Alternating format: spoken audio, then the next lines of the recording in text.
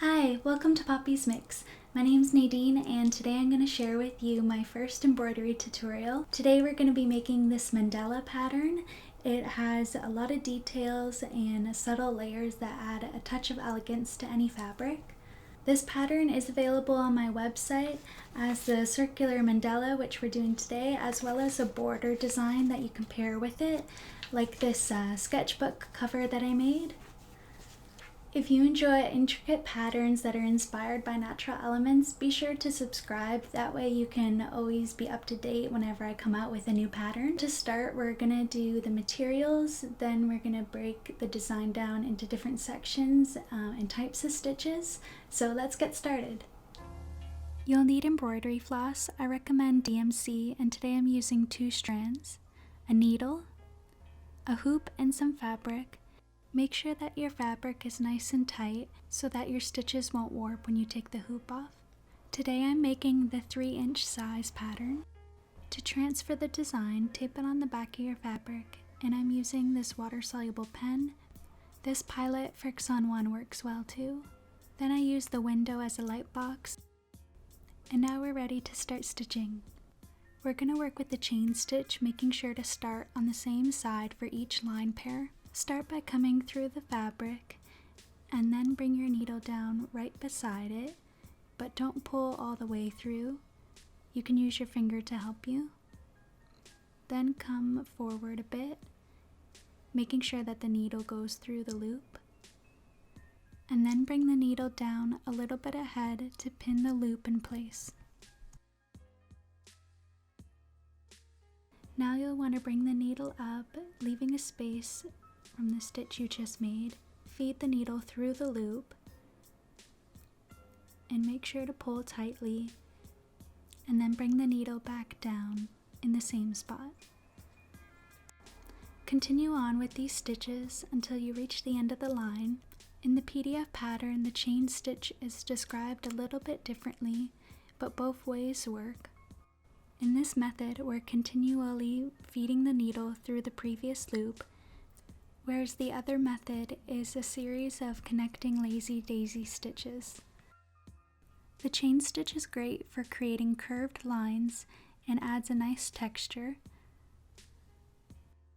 You can experiment with different sizes of chains, but remember that the smaller the chain, the easier it will be to turn a corner.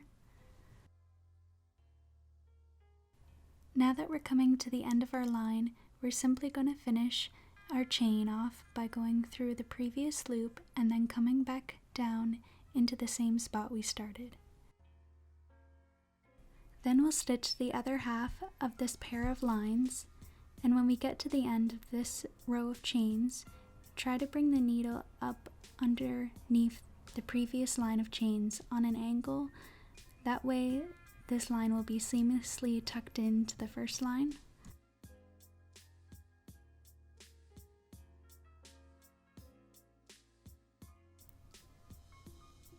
Now we're going to work on the chains that create a flower, making sure to do the same side every time, working in a clockwise manner.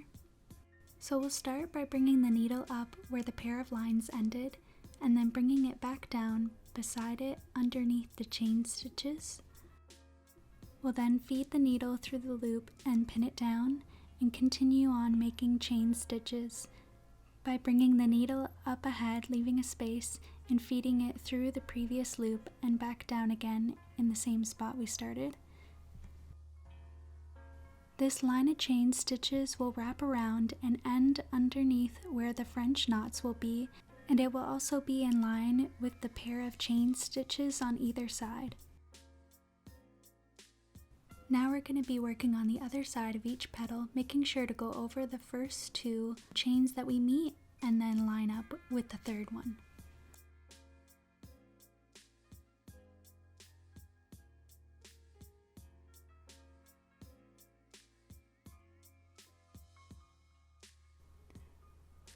So depending on how your chains space out, you'll have to bring your needle up either just in front of the chain you're going over or even in the middle of it. So for this one, I was right beside it. You just want to make sure that this chain is going over the previous one, and then be careful as you're tucking your needle through the loop. You don't want to catch onto the previous chain. And for the second line of chains, you just want to make sure that you're nice and close beside it so they sit seamlessly and there's no gaps.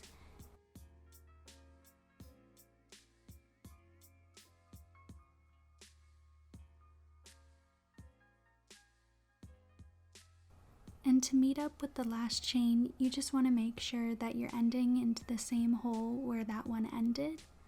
And this spot where they meet will get covered up when we do the other sides of the petals.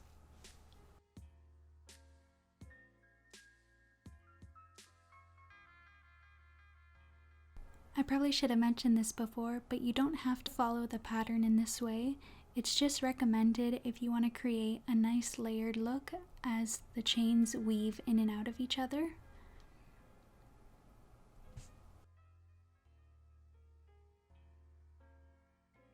So now as we complete the other sides, when we get to the end of our stitch, we're going to try and tuck it in under the chain stitch that we're meeting with.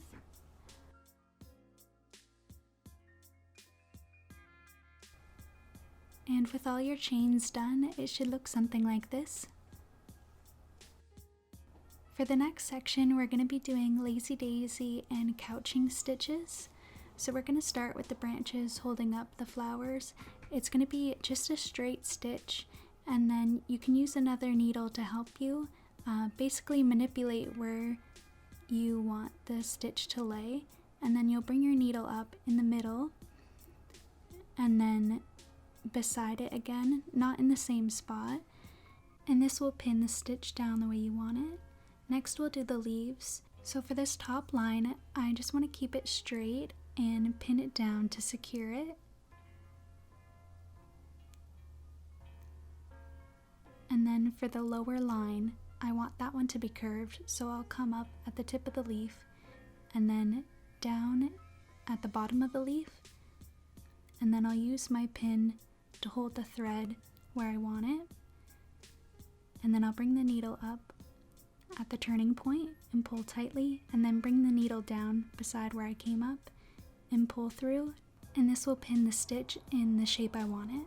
We'll continue working in this manner, bringing the needle up at the start of an arc and then bringing it back down at the other end of the arc, using our needle to guide the loop so that when we bring our needle up through at the top of the arc, we can pull it through and then pin it down.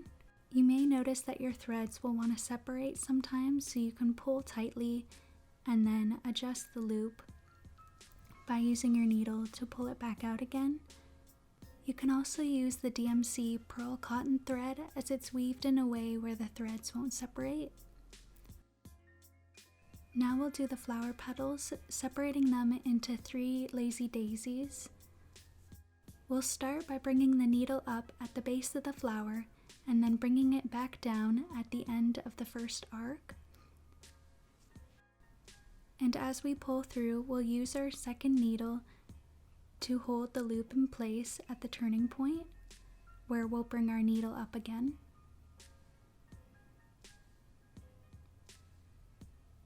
So make sure you're on the inside of the loop when you bring your needle up, and then bring it down right beside where you came in to pin the stitch down.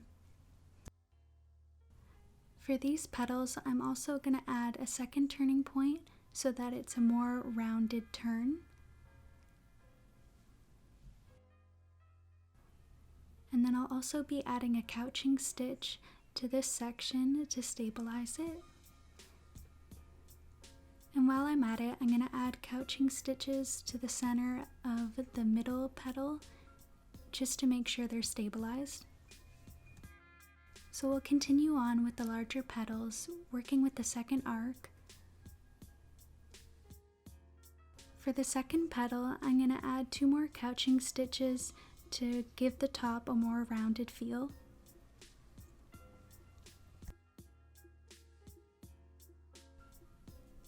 Don't be afraid to really push the thread with your left hand needle to manipulate where you want it to lay.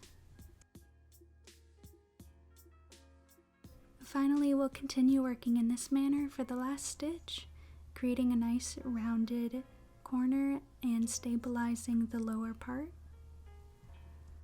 A tip I find helpful is when you pull the needle through, hold the thread with your left hand and move it in different angles to see how the stitch will lay.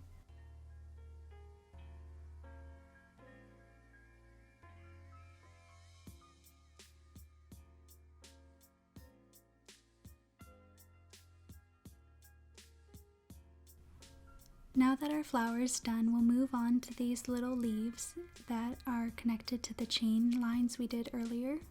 Again, you'll want to make sure that your needle's coming up on an angle underneath the chain stitches so there's no gaps. And then you'll bring the needle up at the arc in the loop and then pin the loop down. I like to add 2 couching stitches here to make more of a rounded top and open up the leaves, but this is totally optional.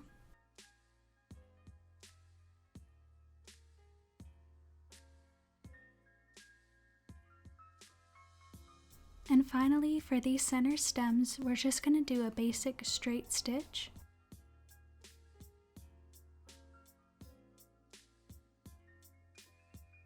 And for the cherry on top, we're going to be adding some French knots.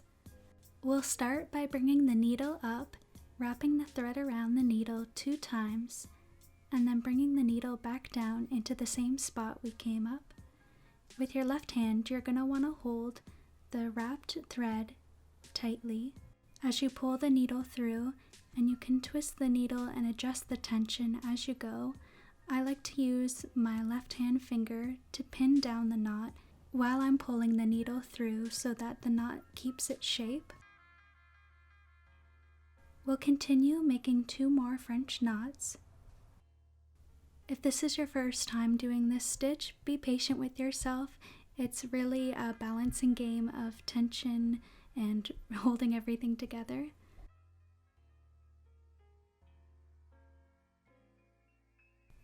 I find it also helps to go very slowly as you're pulling the needle through, especially when you have other stitches nearby. You don't want the thread to get caught on the French knots while you're pulling it in. Here's the final look. I had so much fun stitching this, and I hope you did too. There you have it, a beautiful decorative design that you can add to any project, such as a sketchbook, a wall hanging, or more. I really hope you enjoyed my first embroidery tutorial video. Please let me know if you have any comments or questions down below.